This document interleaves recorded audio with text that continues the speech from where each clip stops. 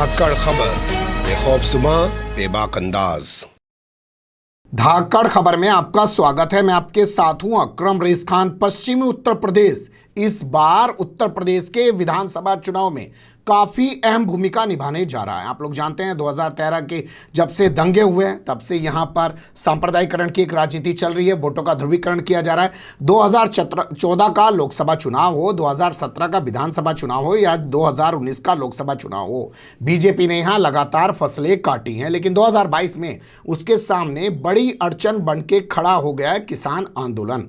और किसान आंदोलन इसी धरती से शुरू हुआ है, तो उसी के बाद कहा जा रहा है कि आरएलडी यहां पर दोबारा अपने अस्तित्व को बचाने में कामयाबी नहीं होगी, यहां भरपूर तरीके से उभर के आएगी। उसका समाजवादी पार्टी से वर्तमान समय में गठबंधन हो चुका है। लेकिन क्या वाकई में ऐसा हो पाएगा?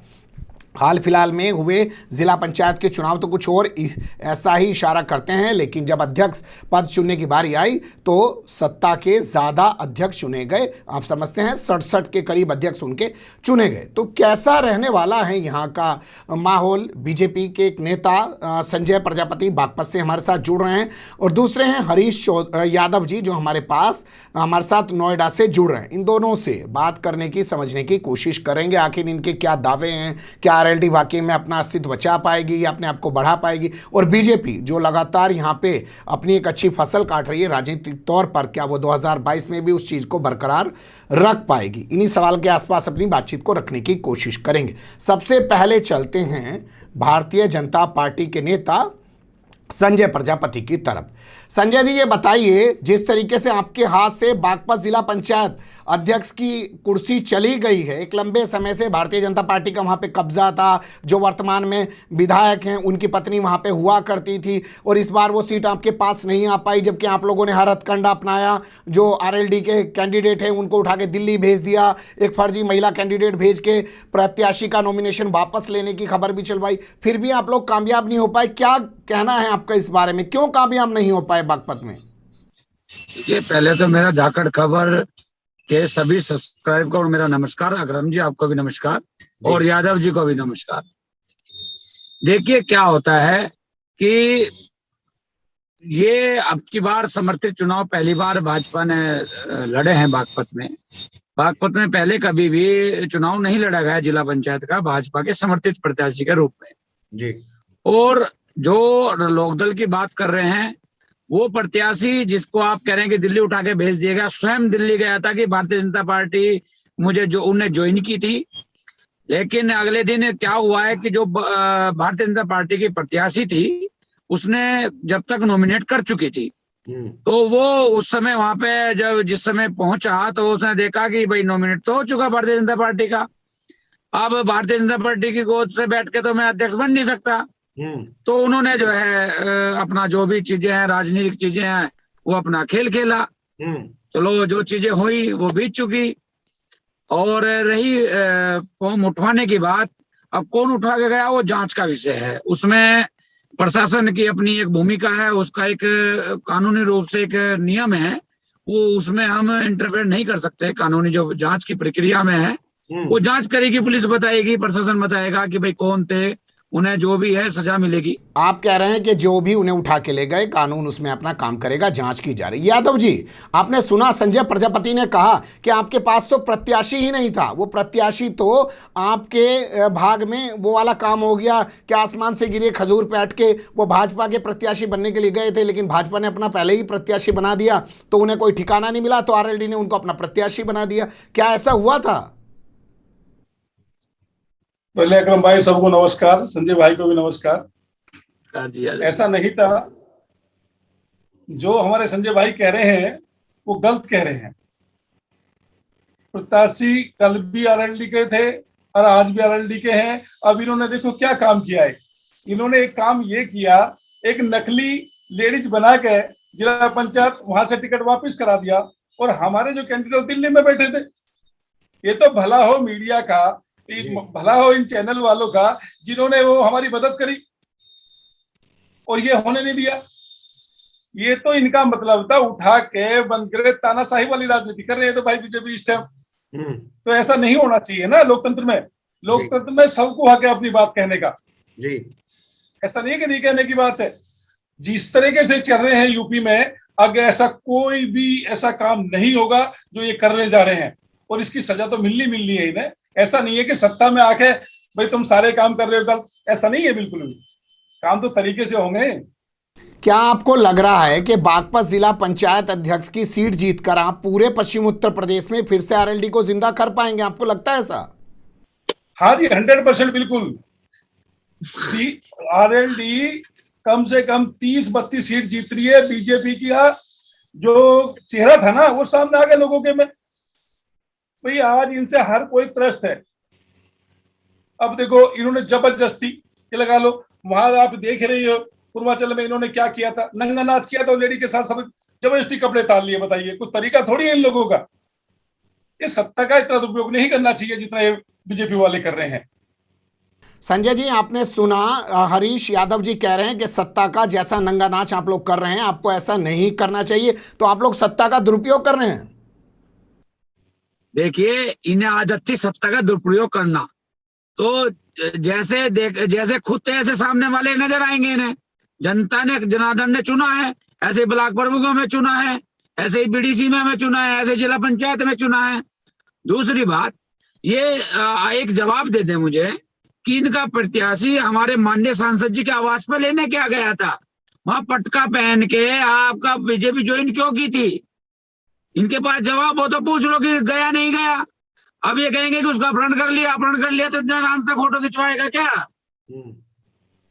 और अगर सुनिए, अगर यही बात थी कि भाई हमें इन्हें डरा था, मतलब ये चीज करके दबंगई दिखा के प्रशासन को करके, तो हम उस प्रत्याशी को अपने पास ही ना बिठा लेते।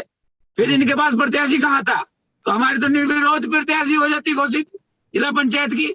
लेकिन संवैधानिक तरीके से जो कानून का पालन करते हुए वही नियम अनुसार हुआ है, तो ही इनका प्रत्याशी आज जो है ये जिला पंचायत की कुर्सी पे बैठे हैं। नहीं, अगर हमें दबंगई से करना होता तो क्या इनका प्रत्याशी इनके पास था? चलिए मान लेते हैं आपने बागपत में दबंगई नहीं दिखाई, लेकिन पूरे प्रदेश से जो तस्वीरें आई हैं वो तो पूरी दुनिया ने देखी, कोई इनको झुठला नहीं सकता है। लेकिन अब संजय जी एक बात का जवाब दीजिए, अब आपका पश्चिम उत्तर प्रदेश से सुपड़ा साफ होने जा रहा है। आरएलडी के नेता कह रहे हैं कि 35 सीटें, आरएलडी 35 सीटों से ज्यादा सीटें जीतने जा रही हैं, बीजेपी का सुपड़ा साफ हो जाएगा 2022 में। अरे सुनो तो, मुंगेरी लाल के सपने देखने में तो किसी का कोई खर्चा होता नहीं भाई। ये अपनी दोनों नहीं बचा पाए थे लोकसभा की, ठीक है, और तीनों विधायकी की कब आई है इनकी ये बता दें जिले में। एक बार भी बागपत जिले में तीनों सीटों पे विधायक कब बने इनके ये बता दें। ये देखो, मुंगेरी लाल के सपने देखना तो बहुत आसान है। मैं रात को सोऊंगा, अरबपति बन जाऊंगा, सुबह उठूंगा फिर रिक्शा चला के जाऊंगा, तो ये तो बहुत आसान है।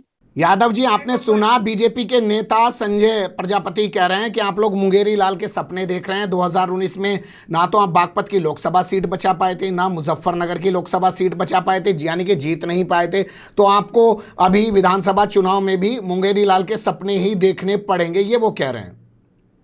सर, इन्हें अपनी जमीन बचानी भारी पड़ जाएगी। अब इनको अपनी जमीन भारी बचानी पड़ जाएगी। जनता सब समझ गई इन्होंने क्या किया था। पिछले चुनाव में 2014 से ये कब्रिस्तान और शमशान करते आए हैं। मुजफ्फरनगर दंगा किसने कराया? ये इनकी साजिश थी। मुजफ्फर दंगा किसने कराया? इनकी साजिश थी। और आज भी देखो कितने जिला पंचायत जीत के आए इनके जी। जिला पंचायत जीत के कितना है? ये सत्ता का दुरुपयोग करके इन्हें जो जिला पंचायत अध्यक्ष और जो प्रमुख बनाए हैं ना इन लोगों ने, ये इन्हें भारी पड़ेगा। इनको ये चीज भारी पड़ेगी बीजेपी को। सर जी, अभी तो जनता के बीच में जाए, पता लगेगा इन्हें। अभी इनके रक्षों निकलना है। हम तो जनता के बीच में, आप कहाँ गए? वो महामारी में आप दिखाई नहीं दे रहे। अभी तो रथ निकलना, योगी बाबा की, सुनिए, योगी बाबा की सरकार है, बाहुबली जो है ना वो आज जेल की सलाखों में है। ये धमकी भरी जो है ना, ये सपा की जो मानसिकता है ना, इसी कारण इसका सुपड़ा साफ हुआ है। और आप सपा से लोकदल में आए हैं तो आपको प्लस जो है ना अपनी चलने वाली नहीं। सुनिए, ये जो आजकल देखो, आजकल कृत्रिम प्रकृति जो चल रही है ना, कृत्रिम, आपने कृत्रिम सुना है? तो सही देखिए जैसे अमरूद आ गया शुगर फ्री, भाई जनता के बीच में जाके देखिए, आपको पता लगेगा। जैसे शुगर फ्री अमरूद आ गया है कि आपका शुगर फ्री हो गया, अब वो तो जनता आप सपा से हम सब भाई लोग आ गए, तो हम आपकी सारे बात नहीं भाई बदल पा रही है। हमारे यहाँ जातिवादी खत्म ही हो गया, हम सब भाई एक है, चाहे हिंदू है, मुस्लिम है, सिकाई है, बौद्ध है, सब एक है। तुमने तो फसल काटी है ना हिंदू मुस्लिम करके। ए भाई सुनिए यादव तो जी, सुनने की भी तुमने हिम्मत क्या रखिए। किया है, आपस में लड़ा के चुनाव जीता था इन्होंने। अब किससे तुम्हारे लड़ाया? कितने जिला आपने पंचायत आए लड़ाया, बताइए, आपकी सरकार में लड़ाया कितने गया। विदेशी तुम्हारे आए, सुनिए, ना सपा तुम्हारे गवर्नमेंट में विदेशी लड़ाए आए थे, ना जिला गए। एक दंगा बताइए सदस्य कब आए हुआ थे। है? आपने एक दंगा सिकंदराबाद में बताइए कब हुआ है? आप बता नहीं जबरदस्ती। सकते हैं।